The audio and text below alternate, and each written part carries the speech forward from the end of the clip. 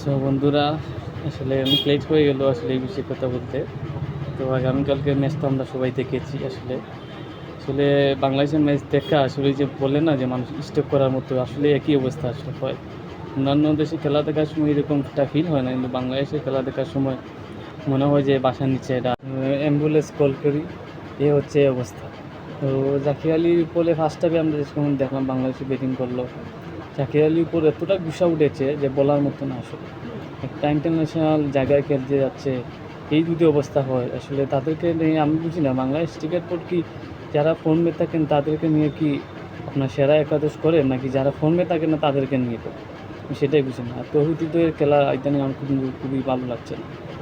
ঠিক আছে, একটা সময় সে খুবই ভালো পেয়েছে, 1-2 বছর সে যেরকম বাংলাদেশে। এবং মোস্তাফিজের উপরে যে আপনার যখন মোস্তাফিজ লাস্টের ওভারে যাচ্ছিল, তো আপনার যখন আপনার বোলিং করতেছিল, আপনার একটা 6 খেলো এবং 4 খেলো, খুবই বাদ লাগতেছিল আসলে। আর বাংলাদেশের বোলিং লাইন ভালো ছিল, ওই যে মোস্তাফিজকে আসলে আমি ঠিকঠাক মতো ইউজ করতে পারি না ভাই। সত্যি কথা হচ্ছে আমাদের ইটেই। ওকে আপনি আইপিএলে পাঠান, দেখেন আপনার ধোনি বা অন্যান্য টিমে ওকে কীভাবে ব্যবহার করে। না, আমরা তাকে সেভাবে ভালোভাবে ব্যবহারই করতে পারি না। তো দিন শেষে কালকে আমরা জিততে হচ্ছে, যেটা হচ্ছে অনেক বড় বিষয়। এবং চাপে ছিলাম এবং রাইতও হয়ে গেছিলো খেলা দেখে, এমন আর ভিডিও করতে পারি নাই, আপনার সাথে সেই এক্সপিরিয়েন্সটা শেয়ার করতে পারিনি। আজকে একটু করে মনে হচ্ছে কিছু ভিডিও করবো নাকি, বললাম যা আমার মতামতটা আমি শেয়ার করি, তবে আমার ফ্রেন্ডসদের সঙ্গে। তো আশা করি আমরা ভালো কিছু করতে পেরেছি। আমাদের অনেক কষ্ট হয়েছে, তাও আমাদেরকে এখন বসে থাকতে হবে আপনার শ্রীলঙ্কা এবং আফগানিস্তানের সাথে।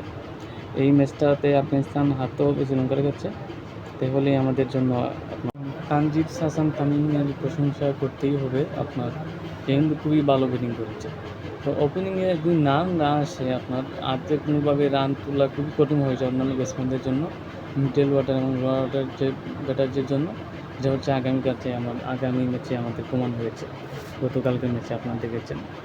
তো আপনার শ্রীলঙ্কার সাথে আমাদের তো ওপেনিং যদি রান না করতে পারে, আসলে আমাদের ব্যাটিং লাইন আপ অনেক গেছে এবং শ্রীলঙ্কার সাথে আমরা হেরেছি, এটাই হচ্ছে মূল বিষয়। তো ইনশাল্লাহ আশা করি সুপার ফোরে আমরা যেতে পারবো। সবাই দোয়া করবেন বাংলাদেশ ক্রিকেট টিমের জন্য। সবাই ভালো থাকবেন। আসসালামু আলাইকুম।